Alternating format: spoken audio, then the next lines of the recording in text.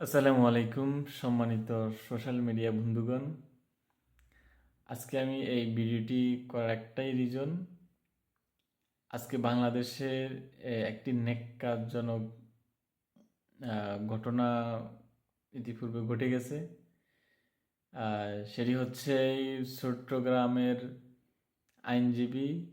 আইনজীবীকে ইসকনের সন্ত্রাসী গ্রুপ যে জবাই করে হত্যা করছেন। আমি আমার কথা সর্বপ্রথম সর্বোচ্চ নিন্দা জানাচ্ছি এবং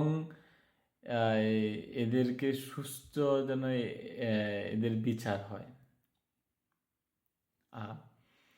তো সম্মানিত বন্ধুগণ, আমাদের যে পার্শ্ববর্তী দেশের যে হিন্দুত্ববাদী মোদি গভর্নমেন্ট, উগ্র হিন্দুত্ববাদী মোদি গভর্নমেন্ট যে বাংলাদেশটাকে অস্থিতিশীল করার জন্য বিভিন্নভাবে প্ল্যান পরিকল্পনা এবং উস্কানি দিয়ে আসতেছে।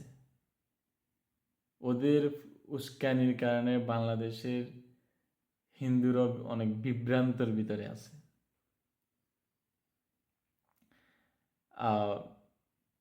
আমরা কারো উস্কানিতে যেন পা না দিই, আমরা যেন সবাই শান্ত থাকার চেষ্টা করি। আসলে আজকে আমার এই ভিডিওটা করার সর্বপ্রথম যে কারণ সেটি হচ্ছে, আজকে আমাদের এই ফেনী শহরে এই আমি আর আমার এক ভাই জনাব রাফি সাহেব, দেখবেন আমরা হাঁটতেছি, তো হঠাৎ এক হিন্দু মহিলা আমাদেরকে আসি বলতেছে, ভাই আমি একটা অনেক বড় একটা প্রবলেমে পড়ছি, এইভাবে আপনারা ছাত্র মানুষ আমার একটু হেল্প করেন। এমনভাবে বিনয়ের সাথে বলছে, তখন আমরা মনে করলাম ওনাকে সাহায্য সহযোগিতা এবং ওনার পাশে দাঁড়ানো আমাদের একান্ত ইমানি দায়িত্ব এবং কর্তব্য।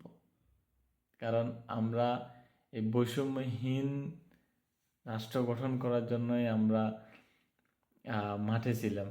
তো এটাই আমাদের দায়িত্ব মনে করি, আমরা করলাম সর্বোচ্চ। ওনাকে আমরা যতটুকু আমাদের দ্বারা ছিল, আমরা সর্বোচ্চ চেষ্টা করছি, ওনার সাথে গেছি। ওইখান থেকে আসি, দেখি আপনারা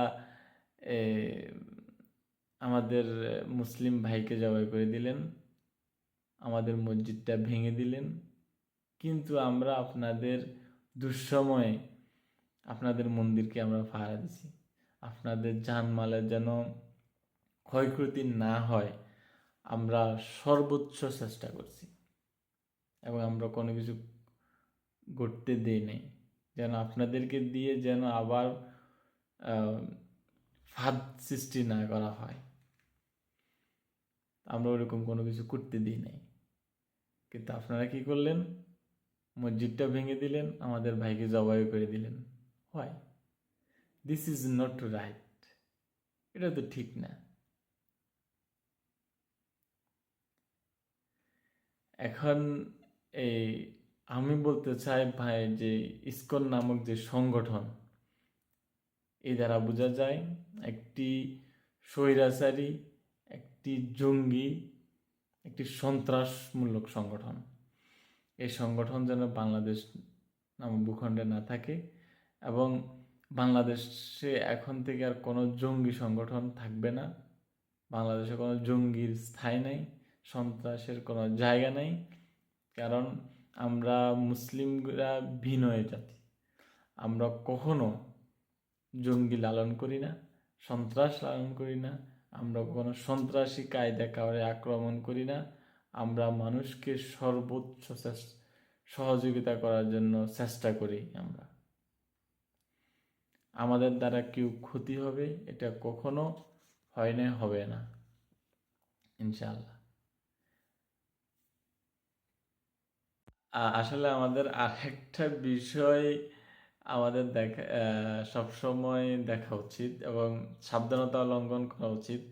কারণ আমরা ইতিপূর্বে কিছুদিন আগে, 2-4 দিন আগে দেখছি আওয়ামী লীগ, রিক্সা লীগ, গামছা League, auto League, toilet League, everything League হয়ে মাঠে নামার চেষ্টা করতেছে, এবং আবার অরাজকতা সৃষ্টি করতেছে, চেষ্টা করতেছে, সন্ত্রাস সৃষ্টি করার পরিকল্পনা ফাঁদ তৈরি করতেছে।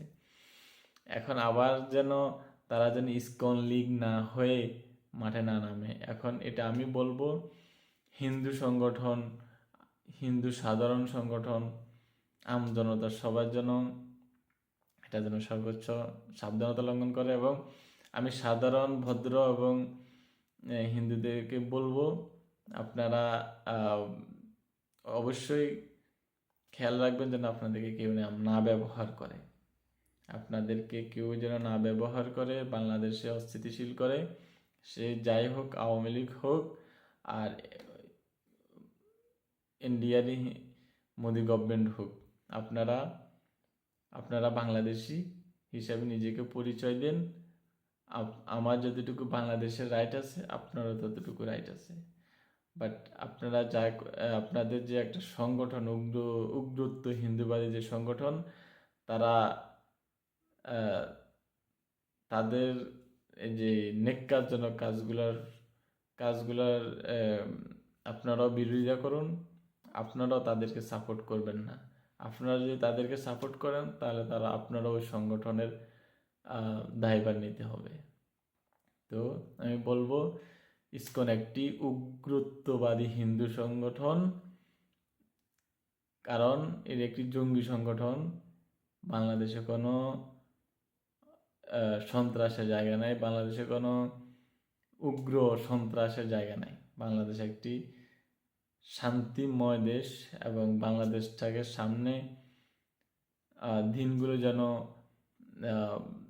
আমজনতা সবার জন্য সুস্থ এবং শৃঙ্খলাবদ্ধ দেশ গঠনে বাংলাদেশের যারা নেতৃত্ব দেওয়ার জন্য দায়িত্ব নিয়েছেন, তারা যেন আমরা যেন তাদেরকে সহযোগিতা করি, এবং সামনে যারা আসবো তাদেরকে সহযোগিতা করি, এবং দেশটাকে যেন শান্ত থাকার এবং শান্ত রাখার জন্য আমরা সর্বোচ্চ চেষ্টা করি।